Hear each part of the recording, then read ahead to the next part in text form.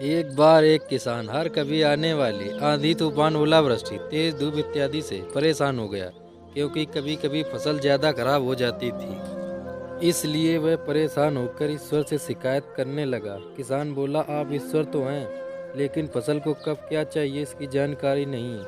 जिसकी ज़रूरत भी नहीं होती वह भी देते रहते हैं। इसलिए वह परेशान होकर ईश्वर से शिकायत करने लगा। इसलिए आपसे मैं विनती करता हूँ कि आप मुझे एक मौका दीजिए, मेरे कहे अनुसार मौसम कीजिए, फिर हम सब किसान अन्न के भंडार भर देंगे।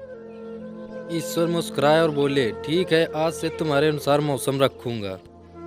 किसान खुश होकर किसान ने अगली फसल में गेहूं की बुआई की। उसने जब चाहा धूप मिली, उसने जब चाहा पानी मिला। पानी की तो उसने बिल्कुल कमी नहीं आने दी। आंधी बाढ़ और तेज धूप तो उसने आने ही नहीं दी। समय बीतने पर फसल बड़ी हुई। किसान भी बहुत खुश हुआ कि इस बार शानदार फसल दिख रही है। किसान ने मन ही मन सोचा कि ईश्वर को अब पता चलेगा कि अच्छी फसल के लिए क्या क्या जरूरी है। फालतू में ही किसान को परेशान करते रहते हैं। किसान फसल काटने के लिए खेत पहुंचा। गेहूं के पौधे की बालियों को हाथ लगाया तो उसके पैरों तले जमीन खिसक गई। उसने देखा कि किसी भी पौधे की बालियों में एक भी दाना नहीं था। किसान दुखी हो गया और बोला, हे ईश्वर, ऐसा क्यों हुआ? क्योंकि मैंने तो सब कुछ सही किया और सही समय पर किया। इस पर ईश्वर बोले, हे प्रिय किसान, ऐसा तो होना ही था, क्योंकि तुमने इन पौधों को बिल्कुल भी संघर्ष नहीं करने दिया।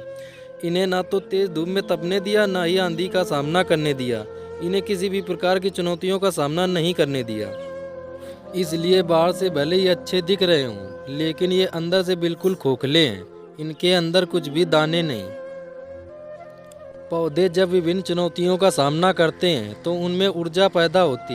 यह ऊर्जा उनके अंदर सही सामर्थ्य पैदा करती, जिनके लिए वह बने हैं। दोस्तों, ठीक इसी प्रकार जब तक इंसान संघर्ष से नहीं गुजरता है, वह आदमी खोखला रह जाता है। जीवन की चुनौतियां ही उसके लिए उन्नति के नए रास्ते खोल देती हैं और आदमी को मजबूत और प्रतिभाशाली बनाती हैं।